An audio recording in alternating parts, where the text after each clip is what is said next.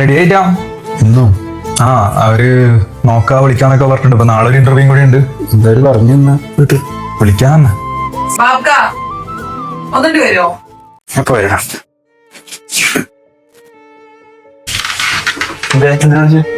എത്ര interview attend ചെയ്തു?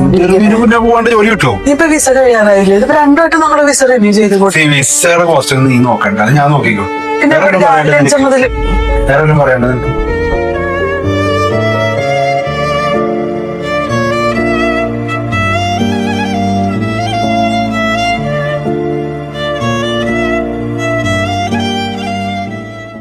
ഇതാ കണക്കാരെ കഴിച്ചിട്ടല്ലോ.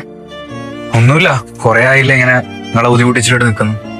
നിന്റെ ബുദ്ധിമുട്ടൊന്നും നീ നോക്കണ്ട, നീ അത് നിന്റെ കരിയർ ഫോക്കസ് ചെയ്യും. ഇപ്പം പറയുന്നൊക്കെ ഞാൻ കേട്ടിട്ടുണ്ടായി. പക്ഷെ അതൊന്നും നീ നോക്കണ്ട. ഇത്രയൊക്കെ നിന്നെ വളർത്താൻ പറ്റുന്നുണ്ടെങ്കിൽ എനിക്ക് നിനക്കൊരു ജോലി സെറ്റാക്കിയാലും ബുദ്ധിമുട്ടുണ്ടായിട്ടില്ല. നീ ആദ്യം ഇന്റർവ്യൂ ഒക്കെ ഒന്ന് പോയി പഠിക്കാൻ വേണ്ടിട്ട് മാത്രമേ ഞാൻ നിന്റെ ഇന്റർവ്യൂ തന്നെ പറഞ്ഞു വിട്ടത്.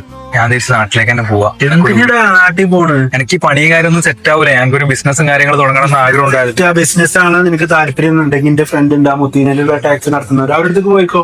ചെറിയ പൈസ ഉള്ളൂ. ഞാൻ നിനക്ക് ആദ്യം ഒരു എക്സ്പെൻസും കാര്യമൊന്നും ഞാൻ നിങ്ങൾക്ക് നീ എന്തിനാ ഈ എക്സ്പെൻസിന്റെ കാര്യം നോക്കണേ? ഞാൻ പലവട്ടം പറഞ്ഞിട്ടുണ്ട്. നിന്റെ ക്രെഡിറ്റ് കാർഡ് കൊണ്ട് പോയിക്കോ. ഇല്ലെങ്കിലും പറഞ്ഞ അനുസരിക്കും. നീ ഒരു ബിസിനസ് നടത്താൻ പറ്റിയ പണിയൊന്നുമില്ല.